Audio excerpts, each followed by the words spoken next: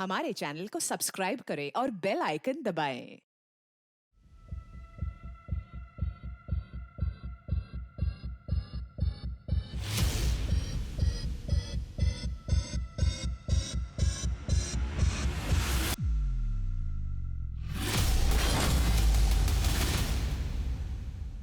नमस्कार, मैं Renuka Shahane crime petrol सतर्क में आप सबका स्वागत करती हूँ। पूर्व निर्धारित धारणाओं को यदि तथ्यों के तराजू पर समय समय पर ना तौला जाए तो ऐसी धारणाएं काफी खतरनाक साबित हो सकती हैं। जैसे टीनेजर्स को लेकर ज्यादातर लोगों का मानना होता है कि वो बच्चे होते हैं जिनके दिल में बाल सुलभ जिद तो हो सकती है मगर खोट नहीं। ये बात एक हद तक सच भी है, लेकिन जब हम इतिहास के पैमाने पर आज की तारीख में टीनेजर्स के द्वारा किए जाने वाले अपराधों का अवलोकन करते हैं तो ये बात भी सामने आती है कि आज टीनेजर्स मानव इतिहास के किसी भी दौर की तुलना में बहुत ज्यादा अपराध कर रहे हैं। आधुनिक जीवन शैली, टीनेजर्स की महत्वाकांक्षाएं और उनके परिवारों की इग्नोरेंस का कॉकटेल टीनेजर्स को अपराध की तरफ ढकेल रहा है और एक पूरी पीढ़ी उजाले की तलाश में अंधेरों से घिरती जा रही है।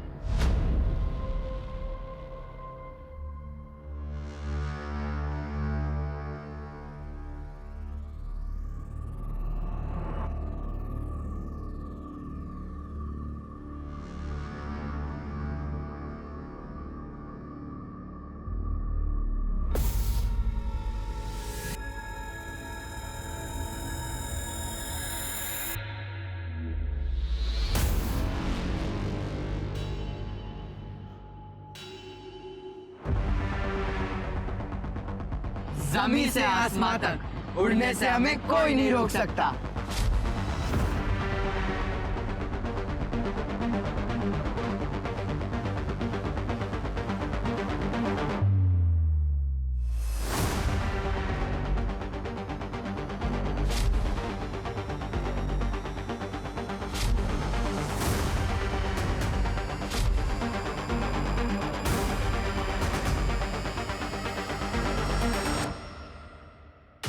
अरे बेटा, क्या हुआ आपको?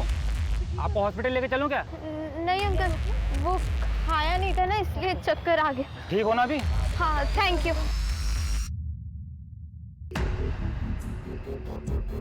सिर्फ कैश रखो अपने पास, बाकी एटीएम आईडी वगैरह सब फेंक दो। ऐसी कोई भी चीज अपने पास मत रखना जिससे पुलिस हम तक पहुंच सके।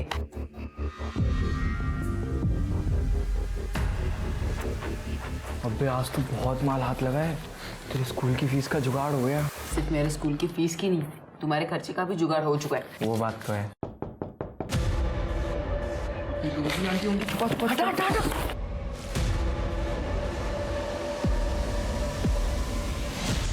बच्चा पार्टी, इट्स टी टाइम और टी के साथ केक भी। अरे आंटी, इतना तो इनके घर वाले भी ख्याल नहीं रखते होंगे जितना आप इनका रखती हो। कसम से आप नहीं होती ना तो मैं बाल बाल के मर जाता। मैं चुप बुक्कड़।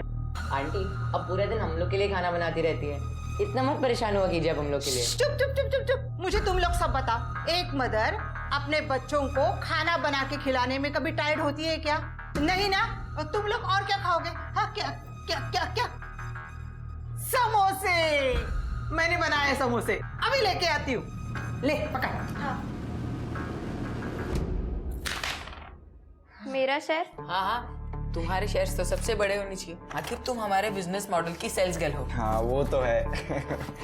ये ले, ये। पता है मुझे क्या चाहिए? बहुत रिस्क है उसमें। चुप रहे। रिस्क तो चोरी में भी है, फिर भी कर रहे हैं ना। बहुत ज्यादा रिस्क है उसमें। रिस्क कितना भी बड़ा हो, हम अभी 18 के नीचे हैं। पकड़े भी गए तो जुवेनाइल होम में तो जाएंगे। जुवेनाइल होम मतलब वही ना, बाल सुधार गृह? हाँ, बाल सुधार गृह।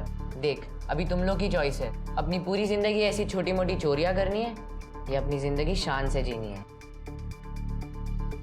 जमीन से आसमां तक उड़ने से हमें कोई नहीं रोक सकता।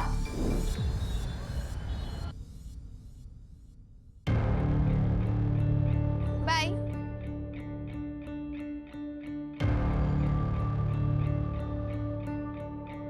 अवनी, कौन था वो लड़का? अरे पापा, अनुज होगा। अवनी के ही स्कूल में पढ़ता है, रोज आता है इसे छोड़ने, है ना अवनी? क्यों आता है वो छोड़ने? कौन लगता है वो तेरा? पापा दोस्त है। ये लड़कों से दोस्ती मेरे घर में नहीं चलेगी। अगले टाइम उसके साथ भी देखा ना तो काट के फेंक दूंगा। अच्छा सुनिए,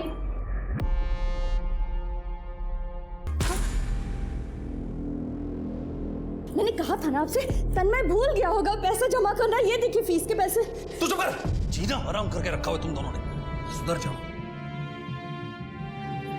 बेटा बेटा तू बुरा मत मानना। हाँ गुस्से में थे ना तेरे पापा। मेरा बाप नहीं है वो।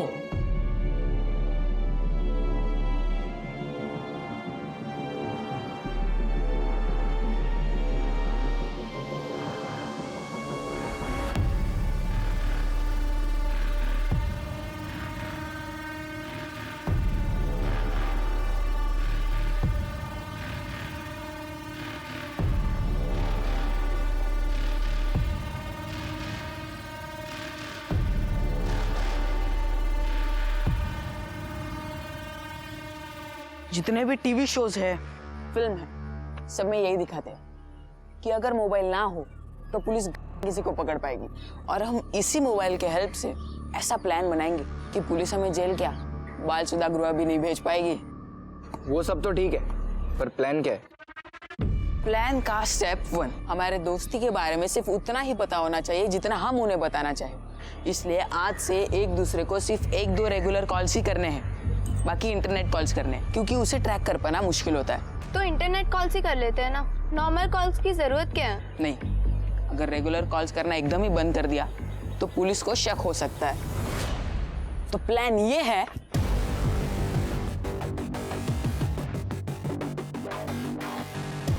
तो मैं रोजी आंटी को बोल के कल ही घर पे वाईफाई लगवा लेता हूँ। और मैं बाकी सामान का इंतजाम कर लूंगा। और मैं बाकी सबको मॉनिटर करूंगी। जमीन से आसमान तक उड़ने से हमें कोई नहीं रोक सकता।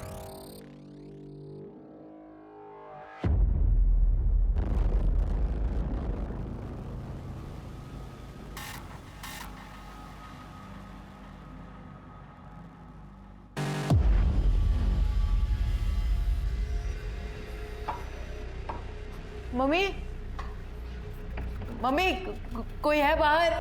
प्लीज दरवाजा खोलो। मम्मी कोई है बाहर? प्लीज प्लीज दरवाजा खोलिए। क्या हुआ तन्मय? आंटी आंटी प्लीज दरवाजा खोलिए ना आंटी, प्लीज।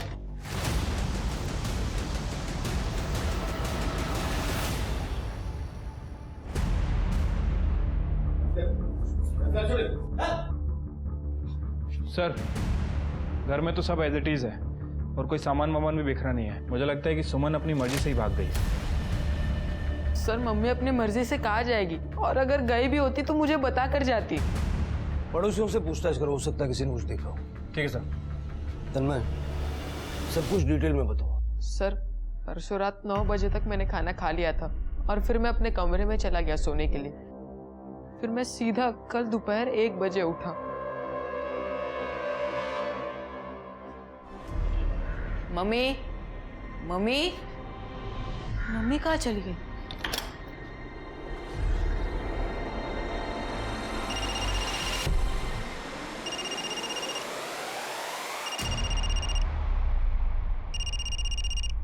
मम्मी शायद से फोन भूल गई।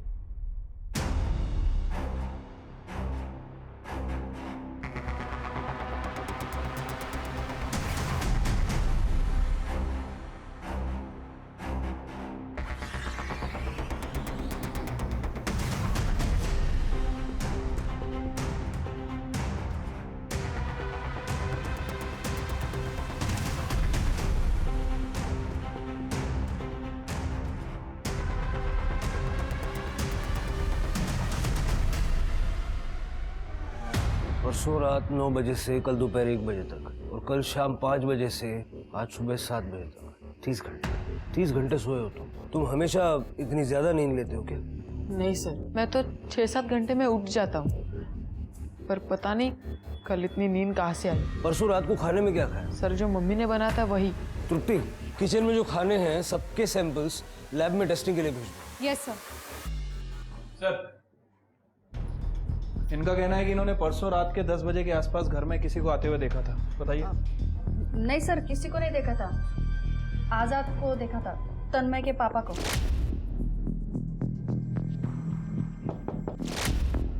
आजाद अंकल मेरे पापा नहीं है। मेरे पापा तो 9 साल पहले ही गुजर गए थे और उनके जाने के बाद मम्मी ने दूसरी शादी आजाद अंकल के साथ कर ली। अभी कहाँ होंगे ये आजाद अंकल? अपने घर पर। अपने घर पर मतलब कोई और घर है उनका? आजाद अंकल अपनी पहले बीवी उषा आंटी और उनके बच्चे के साथ रहते हैं जीके रोड पर। और वो तो यहाँ पे 2-3 दिनों में सिर्फ 1-2 घंटे के लिए आते हैं। और परसों रात वो कब है मुझे नहीं पता। मैंने उनको कॉल करने की कोशिश की थी पर उनका फोन बंद आ रहा था। देखिए उषा जी, सिर्फ आपका पति आजाद ही नहीं बल्कि सुमन भी पिछले 2 दिन से गायब है। हाँ तो मैं क्या करूं? आजाद ने मुझे और मेरे बच्चों को धोखा दिया है उस सुमन से शादी करके। और आप ऐसे उम्मीद कर रहे हैं कि मैं उन दोनों के लिए रो? जाइए आप यहाँ से, आजाद नहीं है यहाँ पे। देखिए आपके पति ने आपके रहते हुए सुमन से दूसरी शादी की है। आपने अभी तक उसकी पुलिस कंप्लेंट नहीं की, क्यों? कानून तोड़ा था ना उसने, अब आपको पता भी चल गया तो जाइए कीजिए उसके ऊपर कार्रवाई, दिलाइए उसे सजा। जब बुलाएंगे तब आ जाऊंगी उसके खिलाफ गवाही देने। प्लीज आप अभी जाइए यहाँ से।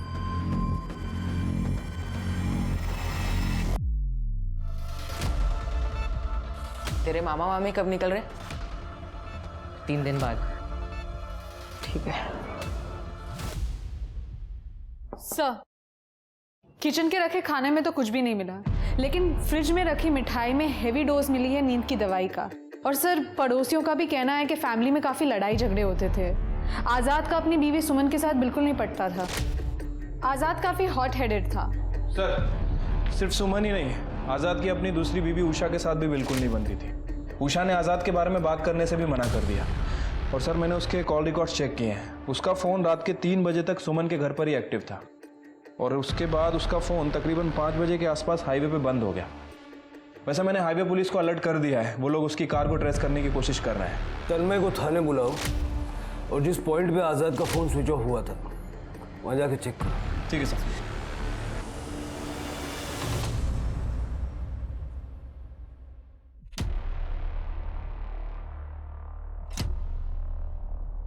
आई दीप्ति, देखिए आप नानी बनने वाली है। आई जल्दी आइए। आई, शर्म तो तुझ में है ही नहीं, जो मुंह में आता है बोलती जाती है। अरे मुझे क्यों मार रही हो? अपनी लाडली से पूछो ना, हाथ में प्रेगनेंसी किट लेके घूम रही है। क्या बोल रही है? हाँ नहीं आई, मैंने कुछ नहीं किया। दिखाओ, अपनी दिखाओ। नहीं दीप्ति, दिखा। दीप्ति, ये देखिए कैसी हरकतें कर रही है आपकी लाडली। आई मैं सच कह रही हूँ, ये मेरा नहीं है। पेट से तू बता, उस अनुज के साथ मिलके किया ना तूने? हाँ? अरे तेरे पापा को पता चला ना तो तुम्हारे सब हम सबको भी मार डालेंगे। पूरे खानदान का नाम बर्बाद कर दिया इस लड़की ने। अरे आई, आप टेंशन मत लो और प्लीज बाबा को कुछ मत बोलना, मैं कुछ ना कुछ करती हूँ।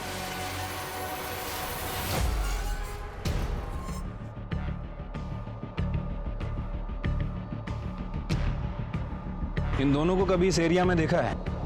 सर, इन दोनों को तो नहीं देखा, लेकिन सुबह सुबह 2 दिन पहले यहीं पर ये सफ़ेद रंग की सेम ऐसे ही गाड़ी देखी थी।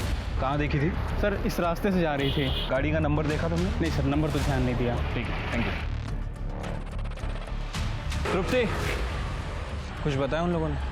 इसका कहना था कि इसने 2 दिन पहले यहाँ पे एक कार को देखा था और मार्केट जाने का केवल एक यही रास्ता है। एक काम करो, वहाँ दुकानों का CCTV फुटेज चेक करो, शायद किसी फुटेज में आज़ाद की कार जरूर कैप्चर हुई होगी। हाँ सर, वो मिठाई आजाद अंकल ही लाए थे और वो मैंने खाई थी। तन्मय, उस मिठाई में नींद की दवा मिलाई गई थी ताकि तुम गहरी नींद सो जाओ। इसके 2 ही मतलब हो सकते, या तो तुम्हारी मम्मी अपनी मर्जी से आजाद अंकल के साथ कहीं चली गई है या फिर आजाद अंकल ने उनको किडनैप कर लिया। अगर तुम ऐसा कुछ भी जानते हो जो तुम हमें नहीं बता रहे हो तो यही वक्त है बता दो, क्योंकि जितना जल्दी तुम सच बताओगे उतना जल्दी हम तुम्हारी मम्मी को ढूंढ पाएंगे।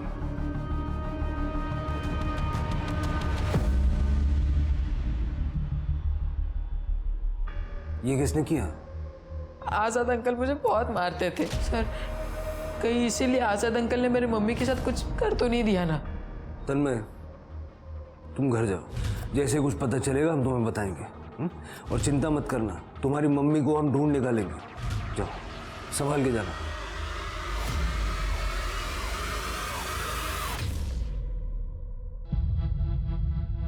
ये तुम्हारे लिए। हाँ ये क्या कर रहे हो? इतने पैसे उसको क्यों दे रही? तो आप अपना एटीएम कार्ड दे दीजिए, जितनी जरूरत होगा निकालेगा। हम इतने दिनों के लिए बाहर जा रहे हैं, कहीं कुछ जरूरत लग गई तो कहाँ से लेगा। ले बेटा रख ले, और ध्यान रखना अपना। अनुज ठीक से रहना, मुझे कोई शिकायत नहीं चाहिए, नहीं तो पड़ोसी मुझे बार बार फोन करते रहेंगे, समझे? जी मामा जी। अब चलो भी। हाँ अनुज अपना ध्यान रखना। हाँ चलो bye.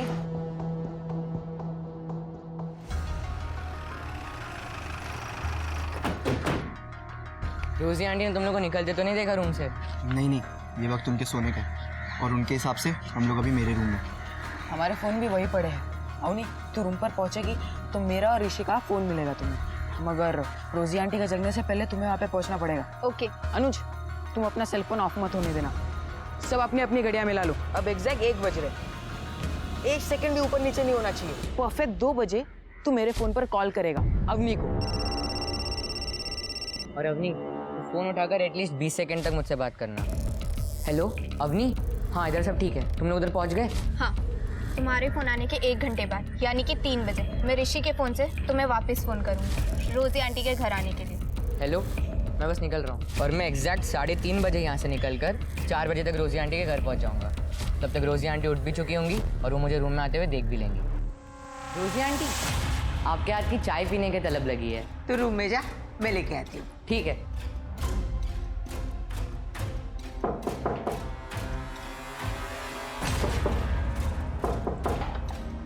Hi aunty. Hi. Thank you. Welcome my child. और गाइस सेल फोन लोकेशन और कॉल्स बिल्कुल भी ऊपर नीचे नहीं होनी चाहिए किसी भी कीमत पर। और अगर हमने ऐसा बिना किसी फॉल्ट के कर लिया तो पुलिस हम तक पहुंच ही नहीं पाएगी। और इनकेस अगर पुलिस हम तक पहुंची तो रोजी आंटी है ना हमारी आई विटनेस, वो कह देंगे कि हम उनके ही घर पर थे। तो फिर तुम दोनों निकलो वरना मामा मम्मी दूर निकल जाएंगे। जमीन से आसमां तक उड़ने से हमें कोई नहीं रोक सकता।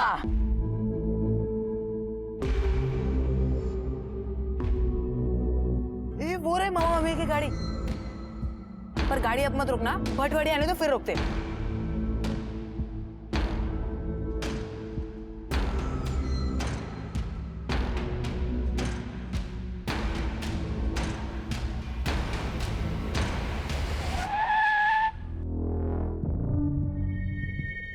नमस्कार मामा। नमस्कार नमस्कार। तुम दोनों कहाँ जा रहे हो? अरे मामा वो बगल में एक रिश्तेदार की जमीन थी, बिकवाने आए थे, एक पार्टी थी पर बात ही नहीं बनी। और मामा आप भी प्रॉपर्टी का काम करते हो ना, एक बार देखिए ना, और अगर कोई पार्टी हुई तो बताइएगा जरूर। नहीं नहीं, अभी तो मैं तुम्हारे मामी। बहुत शानदार प्रॉपर्टी है, बस 10 मिनट लगेंगे। अरे लेकिन मैं तुम्हारे मामी के साथ शिरडी जा रहा हूँ अभी। बस 10 मिनट मामा प्लीज। क्या करे? चलो चलो।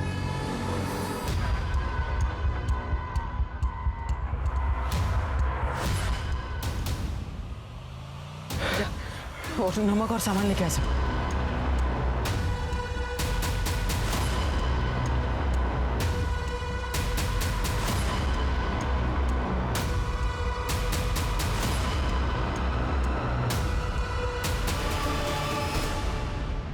ऋषि एक काम कर, ये सब सामान और वो कार पिछले वाले तालाब में जाके डंप करके आ जा, और तू मुझे एग्जैक्ट 5 बजे हाईवे पर मिल। तब तक मैं अपनी कार हाईवे से आगे ले जाकर वापस ले आता हूँ, जिससे कि पुलिस अगर हमें सीसीटीवी से ट्रैक करने की कोशिश करे तो हमारा रूट मामा की कार से मैच नहीं होगा। ठीक है? ठीक है, मैं आता हूँ।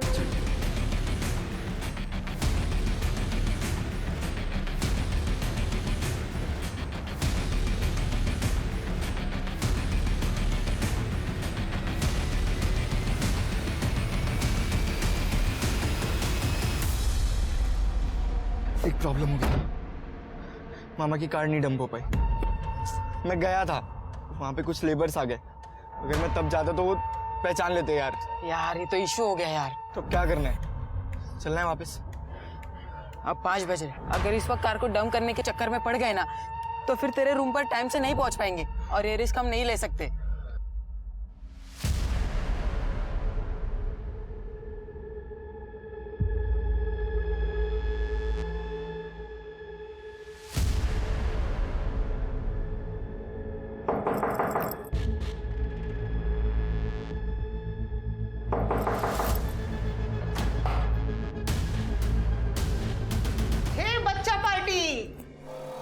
मैं डिनर बनाने जा रही हूँ। Special requirement? हाँ उन्हीं? नहीं आंटी। हे तन्मय, तू यही डिनर करके जाएगा? नहीं आंटी, मैं घर जाके बना लूंगा। वाई माय डियर सन, मैं हूं ना, मैं बनाऊंगी डिनर।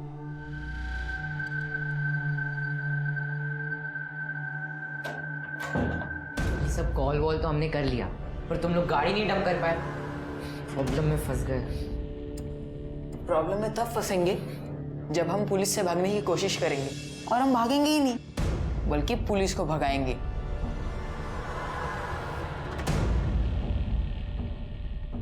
अरे बोला ना नहीं फंसेंगे, फिर भी मुंह लटका रखा है दोनों ने।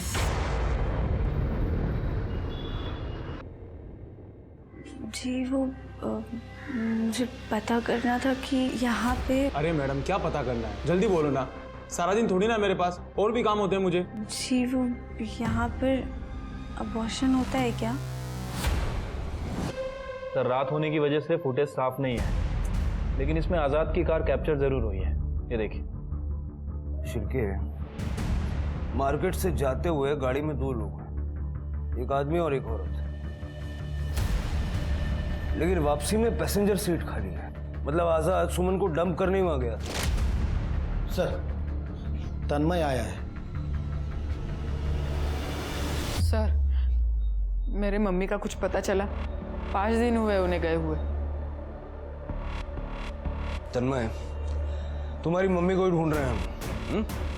चिंता मत करो, घर जाओ, ठीक है?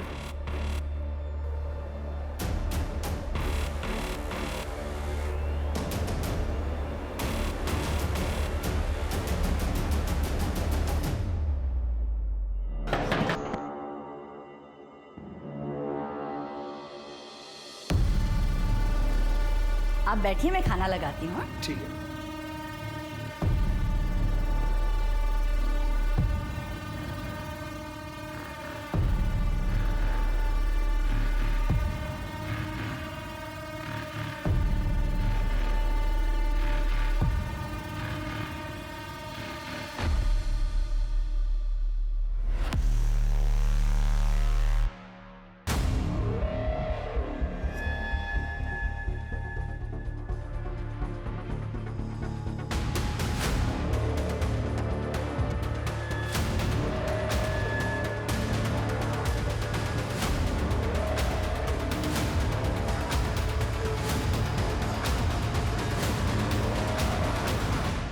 सोचिए, ये बच्चे अभी 18 साल के भी नहीं हुए थे, मगर उन्होंने एक बेहद शातिर योजना बनाकर अपने ही परिवार के 4 सदस्यों की हत्याएं कर दी थी। एक ऐसी योजना जिसमें उन्होंने वर्तमान में ही पुलिस के द्वारा भविष्य में उठाए जा सकने वाले हर संभावित कदम का ख्याल रखकर एक परफेक्ट क्राइम को अंजाम देने की कोशिश की थी। लेकिन जैसा कि कहते हैं, कोई भी क्राइम परफेक्ट नहीं होता है, वैसे ही केशव और मालती के परफेक्ट मर्डर में एक इम्परफेक्शन रह गया था।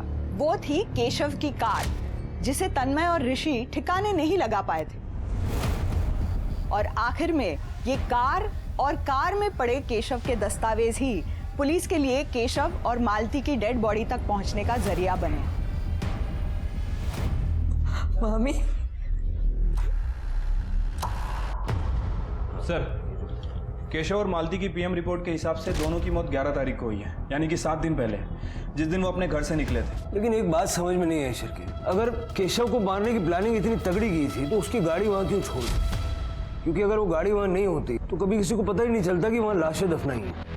सर, अनुज। सर, केशव मामा प्रॉपर्टी का काम करते थे। मम्मी पापा की डेथ के बाद से मैं मामा मामी के साथ ही रहता था। बेटा, तुम्हारे मामा मामी भटवाड़ी में क्या कर रहे थे? सर, मामा मामी तो शिरडी के लिए निकले थे। वहाँ भटवाड़ी में क्या कर रहे थे मुझे नहीं पता। पिछले हफ्ते निकले थे घर से वो शिरडी जाने के लिए। जब इतने दिनों में तुम्हारी उनसे कोई बात नहीं हुई, फिक्र नहीं हुई तुम्हें? सर, मामी 10,000 रुपये दे के गई थी, तो मैं समझ गया था कि लंबा टूर होगा, इसलिए मुझे कुछ और नहीं लगा जब मामा मामी ने कॉल नहीं किया। बेटा, लेकिन अब अपने घर वालों से हम 2-4 दिन में एक बार बात तो करते हैं ना। तुमने एक भी फोन नहीं किया? क्या बताऊं सर आपको, मामा से मेरी इतनी बातचीत होती नहीं थी कि मैं उन्हें फ़ोन करूं, और मामी तो फ़ोन ही नहीं रखती थी। किसी से कोई दुश्मनी थी उनकी?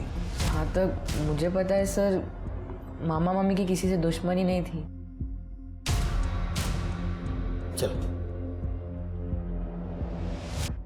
आजकल की जनरेशन बहुत बेफिक्री हो गई है। इतने दिनों में एक बार भी बात नहीं की उसने अपने घर वालों से। जरा इस लड़की की डिटेल्स भी निकालो, मुझे इसकी बातें हजम नहीं हो रही। यार वो पुलिस वाले थाने में बिठाकर सवाल पूछ रहे थे। अरे तो इतने जल्दी पैनिक क्यों कर रहा है? अकेले हमारा केस थोड़ी ना है पुलिस वालों के पास। 75 केस होंगे थाने में, और 1-2 और आ जाएंगे, और फिर वो अपने केस के बारे में भूल ही जाएंगे। अच्छा तुम लोग मेरा काम करने वाले हो कि नहीं करने? करेंगे, लेकिन थोड़ा रुक कर। और मेरा काम? भाई तेरा काम तो सबसे पहले करेंगे, क्यों अनुज? रोजी आंटी को उनके ही गार्डन में दफनाने के लिए कितना वक्त लगेगा? 1 घंटा, 2 घंटा? देख, दफनाने को तो 20 मिनट में दफना देंगे, मगर ऋषि तू सोच ले, घटिया ही सही लेकिन टाइम टू टाइम चाय तो पिलाती है। अरे और केक भी खिलाती है। अबे एक बार बुढ़िया की प्रॉपर्टी हाथ लग जाना, फिर माँ कसम ऐसा होटल खोलूंगा ना, फिर तुम लोग पीते रहना चाय कॉफी जूस जो पीना है तुम लोग को। भाई अनुज के पास तो उसके मामा का बिजनेस है करने को, और अवनी तो शादी वादी करके अपने पति के साथ चली जाएगी। बच्चा मैं, मेरे पास तो कुछ है ही नहीं करने को। ए ऋषि, तू मुझे अपना पार्टनर बनाएगा क्या अपने होटल पर? दोनों भाई मिलकर काम करेंगे। अरे वो सब तो ठीक है, लेकिन ये अपनी कहीं शादी के बाद अपने पति को बोल ना दे, सालों बाद भी डाल देते पुलिस वाले जेल में।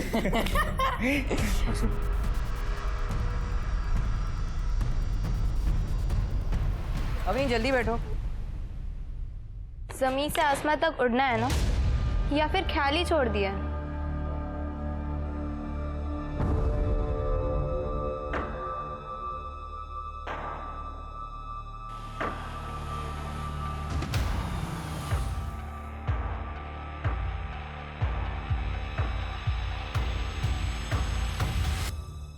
Are you sure? Yes, sir. On 13 August, Anuj was here. उसका दोस्त ऋषि मेरे पास रेंट पे रहता है, वो उससे ही मिलने आया था। आपके हाथ की चाय पीने की तलब लगी है। तू रूम में जा, मैं लेके आती हूँ। ठीक है सर, केशव और मालती के मर्डर वाले दिन अनुज यहाँ शिवाजी नगर में अपने दोस्त ऋषि के घर था। ऋषि के मकान मालिक ने कंफर्म किया है सर। ठीक सर, एक लड़की की लाश मिली है।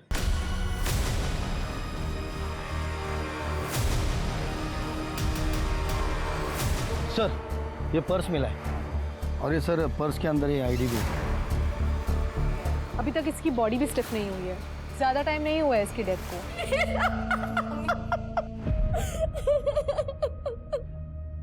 सर, दीप्ति की पीएम रिपोर्ट बहुत ही शॉकिंग है।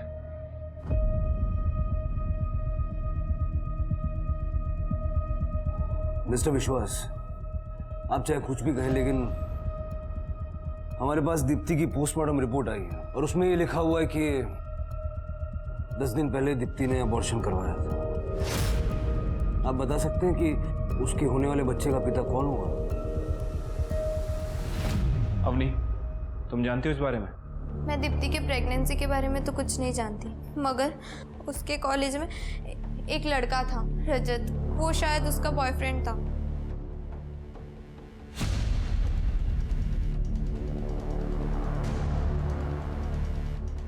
दीप्ति, इनसे पता करो रजत कहाँ रहता है और उसको लेके आओ।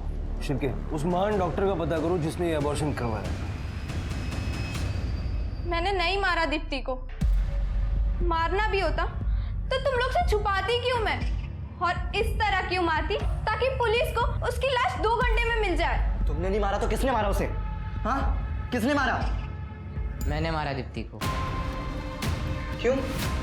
अवनी के पीछे पड़ी हुई थी वो, और मैं नहीं देख पा रहा था तुम्हें सफर करते हुए। अरे तुम लोग फालतू में टेंशन मत लो, पुलिस हमारे पीछे नहीं आएगी, वो दीप्ति के बॉयफ्रेंड के पीछे पड़ी हुई है। और जब उसका बॉयफ्रेंड बोलेगा कि उसने नहीं मारा दीप्ति को, तो पुलिस ढूंढना बंद कर देगी क्या? 2 घंटे पुलिस स्टेशन में बैठेगी ना, सब बक दोगी। अबे ढंग से बात कर अवनी से, बोला ना उसकी कोई गलती नहीं है, मैंने मारा दीप्ति को। ओए प्यार में अंधे, इस अवनी ने एक भी खून नहीं किया है। खून मैंने, तूने और तन्मय ने किया है। बेटा याद रख, मैं और तन्मय 17 साल के हैं, एक साल में बाहर आ जाएंगे जेल लाइन होम से, लेकिन तू 16 साल का है, 2 मर्डर किया है, 2 साल के लिए अंदर रहेगा। समझ आ रही है बात? अनुज को जो करना था उसने कर दिया ऋषि, अब उससे लड़ने से क्या फायदा? मैंने प्लानिंग की थी ना। किसी को कुछ नहीं होगा, मुझ पर भरोसा है ना तुम लोगों को? देखिए मैं बस इतना जानता हूँ, मुझे फास्ट रिजल्ट चाहिए। सर, दीप्ति का बॉयफ्रेंड रजत कल रात से ही गायब है। ये रहे दोनों के कॉल रिकॉर्ड्स। सर, दीप्ति ने लास्ट फोन रजत को ही किया था कल सुबह 11 बजे। उसके 1 घंटे बाद दोनों की सेलफोन लोकेशंस एक ही थी जहाँ पे दीप्ति की बॉडी मिली थी। और सर, कॉल रिकॉर्ड्स में एक और चीज़ सामने आई है। ये कुछ 10 दिन पहले तक दीप्ति ये डॉक्टर आदर्श के कांटेक्ट में थी। शायद इसी डॉक्टर ने दीप्ति का अबॉर्शन किया हो।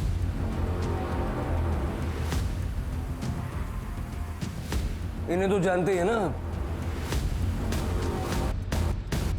शिरके, डॉक्टर साहब पे कार्रवाई की तैयारी करो। और डॉक्टर साहब, आप जेल जाने की तैयारी कीजिए।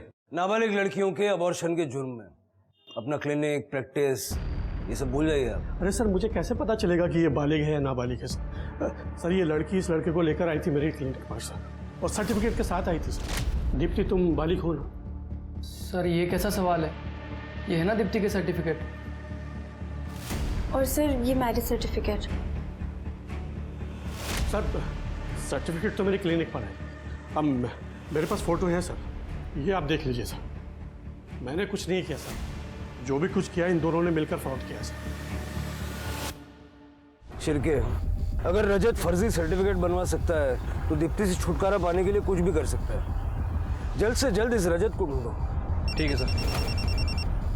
हाँ तृप्ति, कहाँ पे? आनंद, गाड़ी उठन लो। सर, सुमन की सर्च में एरिया कॉम करते हुए डॉग स्क्वाड हमें यहाँ लेके आया। जमीन का ये हिस्सा देखिए सर, ऐसा लग रहा है यहाँ पे कुछ गाड़ा हुआ है। खुदवाओ इसको।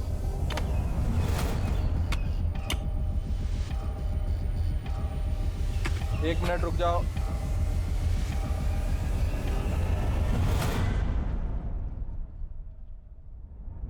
सर, ये तो नमक है।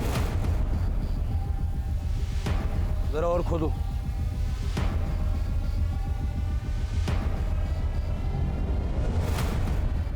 सर, ये तो लड़की की बॉडी है, शायद सुमन की डेड बॉडी होगी।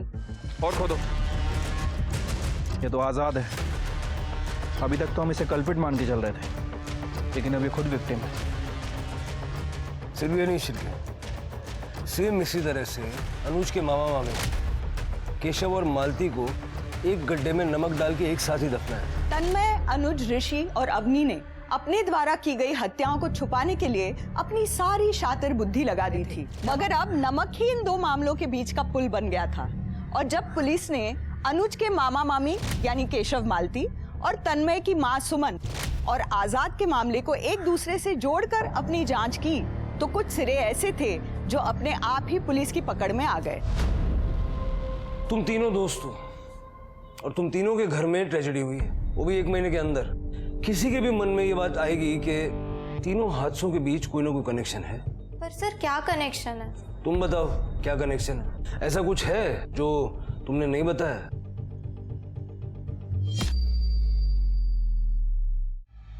तन्मय और अनुज, क्या बात है? सर, अवनी की बहन दीप्ति के बारे में तो कुछ नहीं पता, लेकिन मम्मी ने कुछ पैसे इकट्ठे किए थे एक छोटी ज़मीन खरीदने के लिए, इसलिए मैंने उन्हें केशव मामा से मिलवाया था। हाँ सर, मामा आंटी की हेल्प कर रहे थे वो प्रॉपर्टी खरीदने में।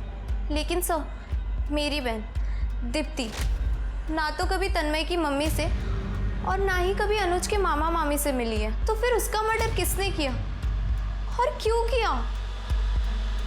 इन दोनों केसेस में इतनी सिमिलरिटीज हैं, प्रॉपर्टी को खरीदने बेचने का एंगल भी।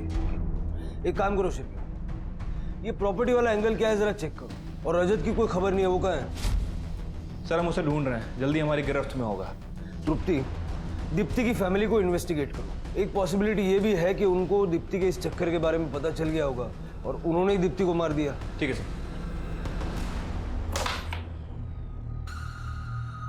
भाई देख, ओए, इससे पहले कि पुलिस हम तक पहुंचे, रोजी आंटी के लॉकर में जितने पैसे उन सबको लेके यहाँ से भाग जाते हैं, प्लीज। एक बार भागे ना तो जिंदगी भर भागते रह जाएंगे। अरे तू सही तो कह रही है अवनी, और वैसे भी हम लोग जुवेनाइल है, 18 साल से कम उम्र है हमारी, तो ना ही पुलिस हमें मार सकती है और ना ही हमें जेल में रख सकती है। Rest jail. सर मैंने केशव के ऑफिस में इंक्वायरी की है। केशव सुमन को ज़मीन खरीदने में मदद कर रहा था और केशव ने सुमन को बहुत सारी प्रॉपर्टी दिखाई भी थी। कोई प्रॉपर्टी विवाद वगैरह में है क्या? नहीं सर, ऐसा तो कुछ सामने नहीं आया है। सर मैंने इस केस से रिलेटेड सभी लोगों के कॉल रिकॉर्ड्स चेक किए, कुछ भी सस्पिशियस नहीं मिला। सुमन और आज़ाद के गायब होने वाली रात तन्मय की लोकेशन अपने घर की ही थी, जबकि अनुज और अवनी अपने घर में, और मालती और केशव के मर्डर वाले दिन तीनों अनुज, अवनी और तन्मय अपने दोस्त ऋषि के घर में थे, शिवाजी नगर में। और दीप्ति के मर्डर वाले दिन की लोकेशन? सर सबकी सेम ही है। इनफैक्ट मैंने दीप्ति के पेरेंट्स की भी लोकेशन चेक की। दीप्ति के फादर उसके ऑफिस में थे और माँ उसके घर पे थी। और सर इनके फ़ोन पे भी लगातार कॉल्स आ रहे थे। मतलब ये भी नहीं कह सकते कि इनमें से कोई भी अपना फ़ोन घर पे छोड़ के गया था। जब सब कुछ क्लियर है तो हमसे क्या छूट रहा है, खासकर दीप्ति के मर्डर केस में? दीप्ति को मारने का तरीका औरों से अलग क्यों? सर लॉयर देशपांडे साहब वाले आपको मिलना चाहते हैं। ये क्या बकवास है? बकवास नहीं है, कोर्ट का ऑर्डर है। अगली बार अगर आपको मेरे क्लाइंट्स अनुज सिरोही और तन्मय गावड़े से बात करनी हो तो पहले आप मुझे इन्फॉर्म करेंगे। मेरे दोनों क्लाइंट्स ऑर्फन है और माइनर भी। एक तो पहले ही वो अपने रिलेटिव्स के अनटाइमली डेथ के सदमे से स्ट्रगल कर रहे हैं, इसीलिए कोर्ट का ऑर्डर इशू करवाया मैंने। शिरके इन केसेस को रिविजिट करो। इन बच्चों का कुछ ना कुछ कनेक्शन है इन केसेस के साथ, वरना इतने ज़्यादा प्रोएक्टिव नहीं होते। नज़र रखो इन पर। सर भटवाड़ी के खंडर की तरफ जाने वाले रास्ते पे कहीं भी सीसीटीवी नहीं है, लेकिन सर उस रास्ते से लगभग 1 किलोमीटर दूर 2 सीसीटीवी कैमरे हैं और उन दोनों का बीच का डिस्टेंस लगभग 1 किलोमीटर है। ये पहले कैमरे की फुटेज है सर, ये देखिए। और 2 घंटे बाद ये दूसरे कैमरे का फुटेज देखिए सर। इसमें केशव की कार गायब हो गई, लेकिन वो दूसरी कार पास हुई है। 1 किलोमीटर का डिस्टेंस कवर करने में इस गाड़ी को 2 घंटे लग गए। शिरके इस गाड़ी की डिटेल्स निकालो। तृप्ति तुम्हारे लिए काम है सर। एक मिठाई वाले का पता करना है। जी मैडम, मैं जानता हूँ इसको, रेगुलर कस्टमर है मेरा, अक्सर आता है दुकान पे। सर जो सीसीटीवी फुटेज में दूसरी कार दिखी थी वो एसडी गैरेज में बनने के लिए गई थी। वो गैरेज का जो मैकेनिक है वो अनुज का दोस्त है, इसी वजह से 13 तारीख को वो वहाँ से कार लेके गया था। और सर मिठाई वाले ने तन्मय को पहचान लिया है। मिठाई लेने तन्मय गया था आज़ाद में।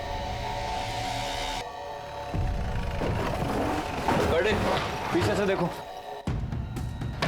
सर उधर से भाग रहे।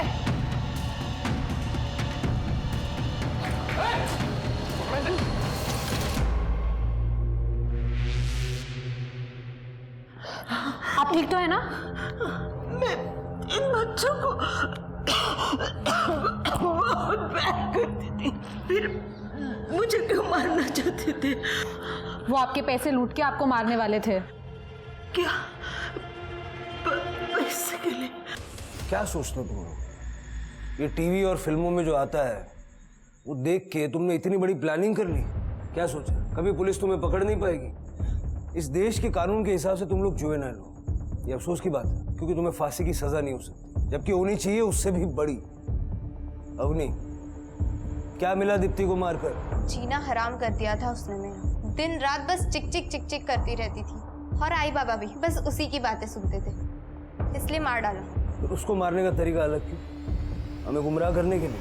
नहीं, दीप्ति को अभी मारने का कोई प्लान नहीं था हमारा, लेकिन अनुज ने ही जल्दी कर दी। सर मैंने नहीं मारा दीप्ति को। मैंने तो खाली अवनी की नज़र में अपनी गुडविल बढ़ाने के लिए वो मर्डर का क्रेडिट लिया था, ताकि उसे लगे मैं उसके लिए कुछ भी कर सकता हूँ। सर हमने रजत को अरेस्ट कर लिया है उसके दोस्त के घर से। दीप्ति की प्रेगनेंसी तो अबॉर्ट करवाई दी थी, मारा क्यों उसे? सर मैंने नहीं मारा दीप्ति को, और ये फर्जी सर्टिफिकेट का आइडिया भी मेरा नहीं था सर। किसका आइडिया था? जी सर, रजत और दीप्ति मेरे पास आए थे अबॉर्शन के लिए। यहाँ पर अबॉर्शन होता है क्या? मैंने उनसे 20,000 रुपये लेके दीप्ति के फर्जी सर्टिफिकेट बनवा दिए, जिससे डॉक्टर साहब को धोखा खा गए और उन्होंने दीप्ति का अबॉर्शन कर दिया। मारा क्यों उसे? नहीं सर, मैंने नहीं मारा उसे, लेकिन मुझे पूरा अंदाजा है कि किसने मारा है। किसने? ये सर, मैंने मारा सर। फेक सर्टिफिकेट उस लड़की ने बनवाए, इलीगल अबॉर्शन कराया, और जब अबॉर्शन कर दिया सर, उसने कहा कि मैं पुलिस में रिपोर्ट लिखवा दूंगी। तुम नाबालिग बच्चों के इनलीगल अबॉर्शन करते हो। मैं 2 लाख रुपया पहले ही दे चुका था उसको। कब तक ब्लैकमेल होता रहा सर? दीप्ति तुम्हें ब्लैकमेल नहीं कर रही थी। दीप्ति मुझे ब्लैकमेल नहीं करी थी। मत करने। सर ये देखिए, वो लड़की दीप्ति अपना ओरिजिनल बर्थ सर्टिफिकेट देके गई है और धमकी दे रही थी कि अगर आपने उसे पैसे नहीं दिए तो पुलिस में बोल देगी। दीप्ति को तो आइडिया भी नहीं था कि तुम्हारा ये कंपाउंडर तुम्हें ब्लैकमेल कर रहा है। डॉक्टर इसलिए बने थे लोगों को जिंदगी देने के लिए, या इस तरह इलीगल अबॉर्शन करके जिंदगियां छीनने के लिए? अगर एक बार तुमने दीप्ति से बात कर ली होती तो उसे जान नहीं गंवानी पड़ती। इंसान को प्रकृति ने ना चिड़िया की जैसे उड़ने की ताकत दी है, ना ही मछली के जैसी पानी में तैरने की क्षमता, मगर इंसानी दिमाग के रूप में एक ऐसी 2धारी तलवार दी है कि इसकी अच्छाई किस्मत बना सकती है तो बुराई बनी बनाई किस्मत बिगाड़ भी सकती है। तन्मय, अनुज, ऋषि और अवनी ने अपने दिमाग का इस्तेमाल कर पुलिस को धोखा देने और पुलिस से ज्यादा स्मार्ट बनने की बहुत कोशिश की, मगर अंत में जो उनके साथ हुआ वो एक सबक है कि महत्वाकांक्षा अच्छी चीज है, मगर जब कोई महत्वाकांक्षा हमें अपराध की तरफ ले जाने लगे तो अपने पैर वापस खींचने की जिम्मेदारी भी हमारी ही है, वरना हर्ष तन्मय, अनुज, ऋषि और अवनी के जैसा ही हो सकता है। इसी विचार के साथ अब मैं रेणुका शाहने आपसे विदा लेती हूँ। कल फिर मिलेंगे ऐसी ही एक कहानी के साथ जो रखेगी आपको सतर्क और जिंदगी को सुरक्षित। तब तक अपना और अपने परिवार का ख्याल रखिए और देखते रहिए क्राइम पेट्रोल सतर्क। जय Hind. For more updates, subscribe to our channel, click the show links and enjoy watching the videos.